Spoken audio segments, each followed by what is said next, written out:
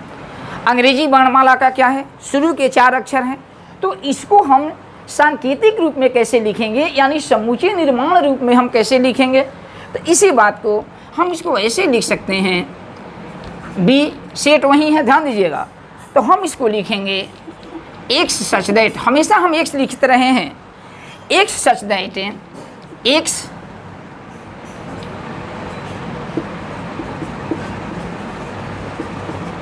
अंग्रेजी वर्णमाला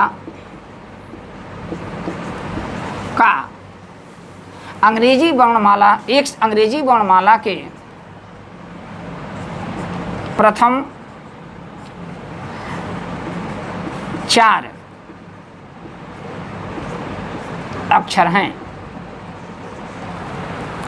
अगर हम ये लिखते हैं कि एक्स सच दैट एक्स अंग्रेजी वर्णमाला के प्रथम 4 अक्षर हैं, तो सीधे उसका मतलब यही हुआ कि शुरू के 4 अक्षर कौन है, A B C D. Clear है। तो इसी तरह से किसी भी सेट को हम इस तरह से व्यक्त कर सकते हैं। जैसे मान लिया कि एक और हम उदाहरण दे रहे हैं, मान लिया कि सी एक सेट है, 1 4 9 16 ...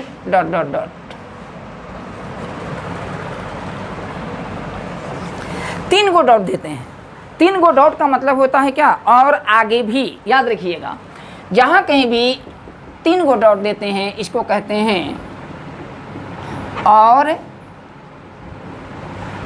आगे भी। अंग्रेजी में इसको कहते हैं एंड सो ऑन। तो जब भी हम इस तरह की बात करते हैं, जैसे मान लीजिए कि हम डॉट डॉट डॉट दिए हैं, इसका कोई अंत नहीं है, इसका मतलब होता है तो हम 3 को डॉट दिए हैं और इसको हम क्या पढ़ेंगे, और आगे भी पढ़ेंगे। इस 3 डॉट का अर्थ यही होता है। तो आप यहाँ देख रहे हैं कि 1 4 9 6 16 है, ठीक है। तो इसी को हम क्या करना है, हमको सांकेतिक रूप में व्यक्त करना है। तो सांकेतिक रूप में हम कैसे व्यक्त कर सकते हैं, देखिए। तो सी लिखेंगे एक्स सच दैट एक्स बराबर हम कितना लिखेंगे, ध्यान दीजिएगा, एक्स को क्या हम लिखेंगे, एन का स्क्वायर लिखेंगे, जहां एन बराबर 1 2, या एन को हम क्या करते हैं, एक संकेत बता रहे हैं। एन एक प्राकृतिक संख्या है, एन एक प्राकृतिक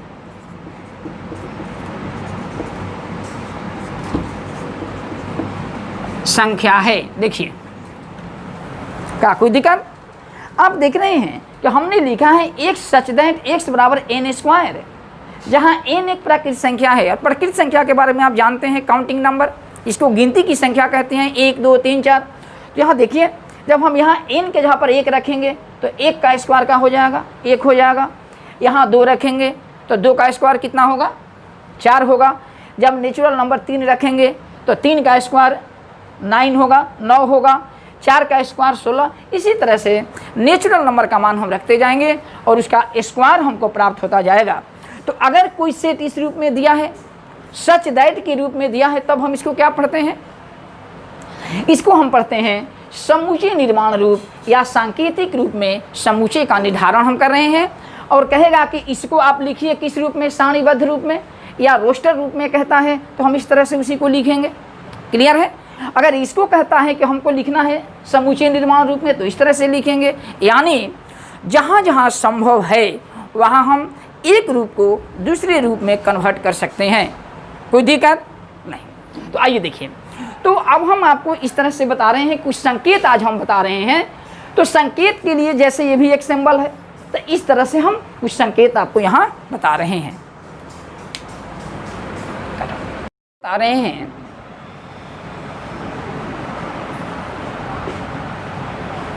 संकेत, इसको हम कहते हैं सिंबल्स, नामकरण। या हम क्या उसको करेंगे, पढ़ेंगे कैसे, हम उसको क्या रीड करेंगे,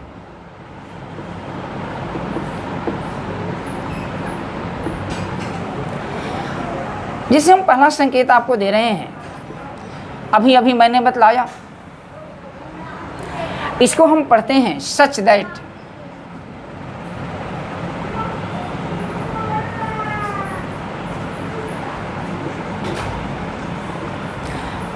एक दो को बिंदु दिया है, इसको हम पढ़ेंगे सच दैट, ठीक है। दूसरा जबकि कह सकते हैं, जैसा कि हम कहेंगे। दूसरा हम बता रहे हैं, एक चिन्ह है, देखिए सी लिखा, सी लिख करके छोटा सा सी है, उसको काट दिया गया है। ये इस चिन्ह का नाम है एप्सिलॉन। लेकिन यहाँ हम क्या इसका प्रयोग करेंगे, इसको पढ़ते हैं बिलोंग्स टू। बिलोंग्स टू का मतलब हुआ कि का सदस्य होता है, चाहे का सदस्य है।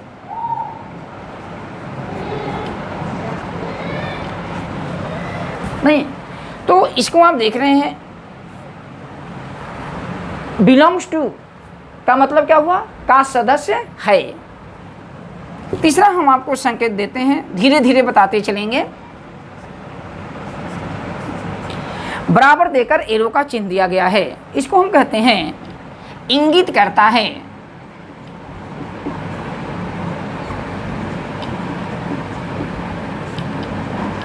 इसको रीड करते हैं, या हम इसको कहते हैं सूचित करता है।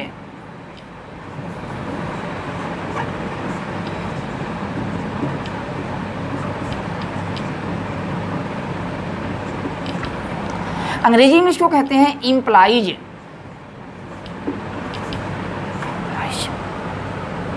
क्लियर है।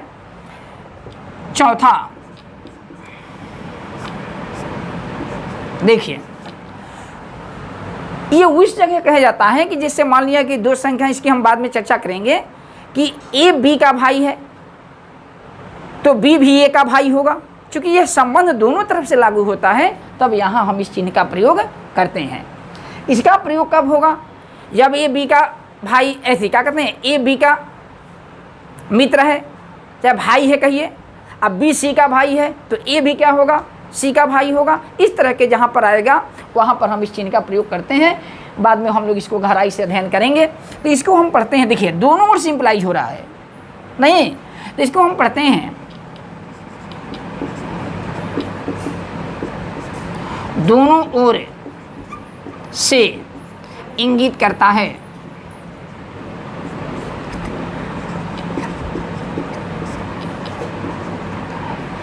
ठीक है, या हम लिखेंगे तो इसको पढ़ते हैं implies and is implied by, या हम इसको इफ एंड ओनली इफ भी पढ़ते हैं।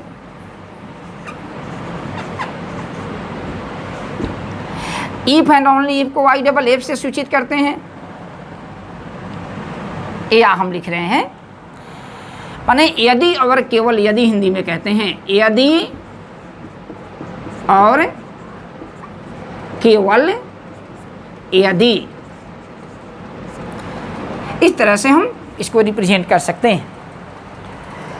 तो ये आपका कुछ से, जैसे आप पांचवा एक और लिख लीजिए, भी देकर काटा गया है। भी देकर काट देते हैं, इसका मतलब होता है ये हुआ, इसका यह हुआ, प्रत्येक के लिए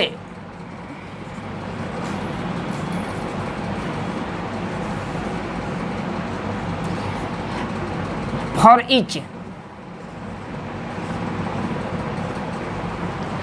या प्रत्येक के लिए भी कहेंगे, या फॉर ऑल भी कहते हैं, सबके लिए तो हम फॉर ऑल कहेंगे। लिख नोट कर लीजिएगा। तो ये हमने आपको आज 5 सवाल थी, क्या कहते हैं, संकेत दिए हैं, और मैं उनको उम्मीद रखता हूँ कि पांचों को आप ईमानदारी से पढ़ लीजिएगा। रुक जाइए थोड़ा, अब हम आपको और बता रहे हैं कि ए एप्सिलॉन का हम प्रयोग कैसे करते हैं। जैसे मान लिया जाए, हम आपको एग्जाम्पल दे रहे हैं, जैसे मान लिया कि ए एक सेट है, ध्यान दीजिएगा, और एक सेट में 1 2 3 4 सदस्य हैं। अभी मैंने बताया कि किसी भी सेट को हम बड़े अक्षर से सूचित करते हैं, ठीक है। और उसका जिन जिन वस्तुओं का हम संग्रह करते हैं क्या कहते उसको मिडिल ब्रैकेट में रखते हैं, तो मिडिल ब्रैकेट हो गया।